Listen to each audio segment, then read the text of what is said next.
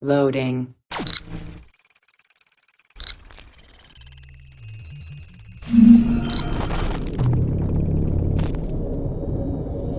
Welcome to Access the Animus. And what's up with those Isu runes on the front and back piece? And it even looks like a sort of pedestal with an apple of Eden in between. Access the Animus, if you're watching, can we get a translation on these? I'd like to know what my Aver has written on their body. Let it not be said that Access the Animus doesn't answer to the request for help coming from the community. Slowly, very slowly. It might take us months, but we'll get there eventually. Hello everyone and welcome to a new video here on Access the Animus. Today we're going to have a brief update on a number of Isu related pieces of information and content from Assassin's Creed Valhalla.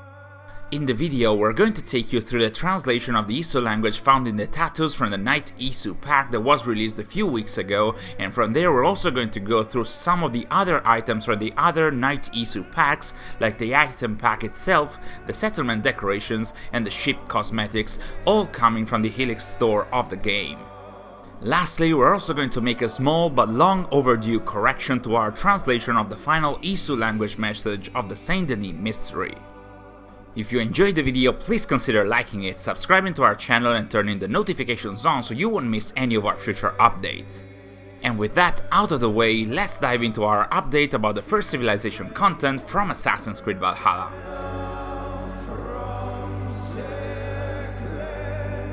So let's have a look at the Isu language on the body tattoos coming from the Knight Isu tattoo pack that is available on the Helix Store for the game.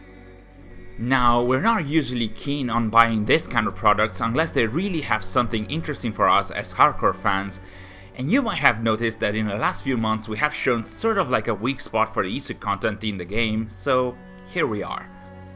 As usual, the tattoo set comprises tattoos for the head and arms, which are made up of some standard lines and drawings that remind of those found in the Isu vaults and architecture, but we are going to focus on the chest and back tattoos, as they do contain some Isu language on them.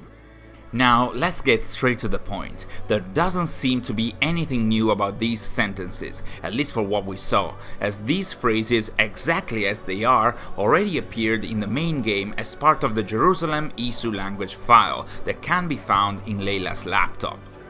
And to be honest here, there are pros and cons about that. Yeah, it's a downer that these language excerpts are already known and there's nothing 100% new about them, but at the same time, if this was actually new Isu language set behind a paywall, we would have probably complained, especially if it also had a narrative meaning.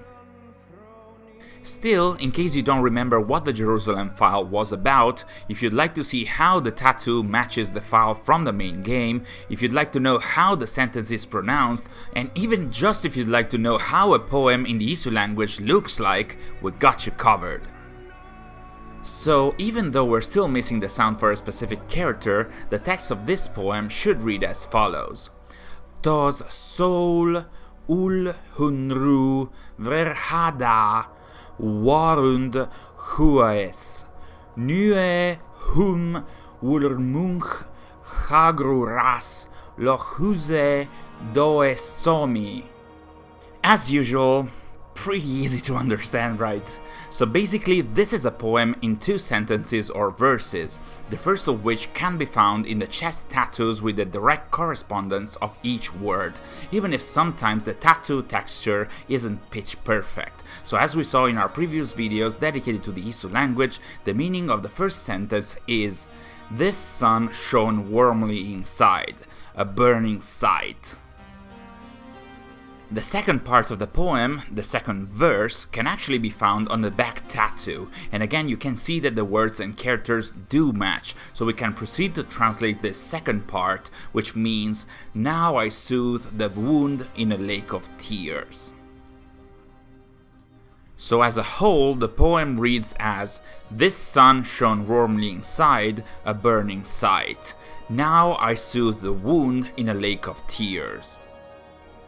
I guess the Isu were always focused on the sun and burning. Of course, the tattoos were just part of the items of the Knight Isu packs, and to be honest, we had thought of dedicating part of this video to the analysis of the information coming from the Isu packs, but then again, it's been pretty clear in the last few years that the store packs, even if they are visually tied to some solid elements of the story, and even if they have some descriptions, they are not designed to be part of the canon, but to look cool, and maybe to have some nice perks and stats. You can see that in the Knight Isu item pack, where you can find an outfit that surely reminds of the Isu, with a helmet very similar to those used in the Truth video from the main game, but the descriptions are more about how the outfit can give you a holy presence, feeling worthy, and feeling like majesty. The pack also comes with 2 weapons, a Sword of Eden that doesn't look like any other Sword of Eden from the past games, and now we have seen at least 3 of them, and actually looks like the ice-like sword used by Suttinger in the Jotunheim arc of the main game, and the mythical bulwark shield, which also bears the design and lighting that can be sometimes spotted in the first Civ architecture. And of course, this item set also grows some Isu digital wings at the final blow of each combo, which again do look really nice, but don't hold, at least in our opinion, any significance in terms of lore. The pack also comes with a raven and a mount named respectively Bjartr and Arvakr, where Bjartr should mean bright in Old Norse, and Arvakr was one of the horses which pulled the sun across the sky each day in the Norse mythology. As it happens with every release of an item pack, at the same time a ship cosmetics pack is also made available, and again, these are pretty much cosmetics, but there are some relevant elements amidst them, like the hologram design of the Isu Maiden, which works as a figurehead of the Knight Isu longship, and we're going to see in the settlement as well, and as you can see, there's also a tailpiece which is represented by a nice replica of an Apple of Eden placed on a Staff of Eden base.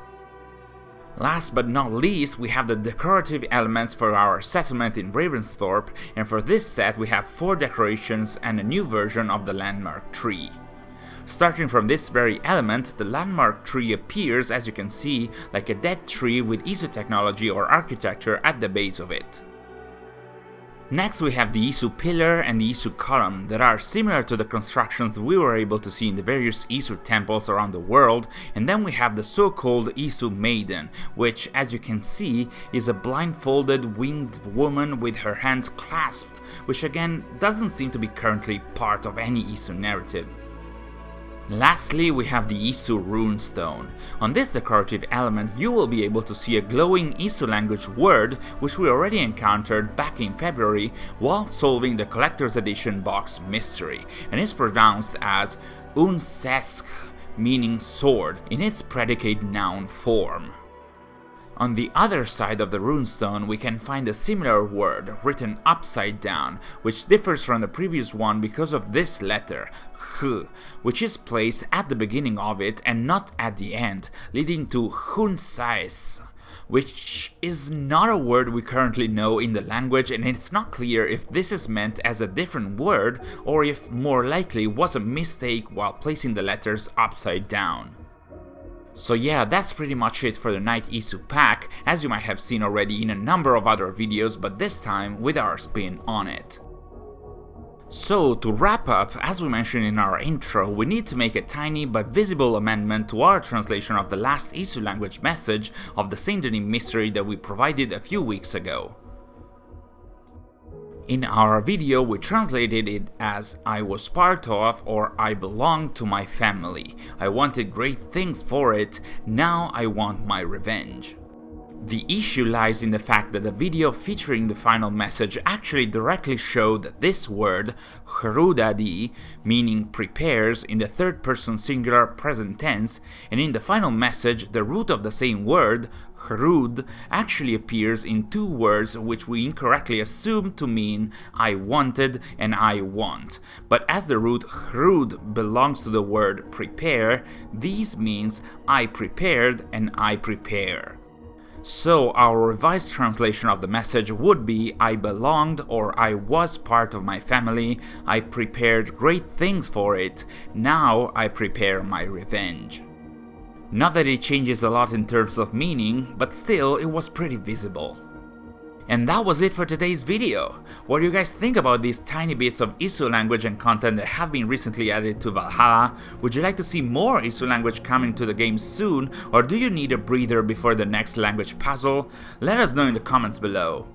Thanks for watching, and we'll see you in our next video.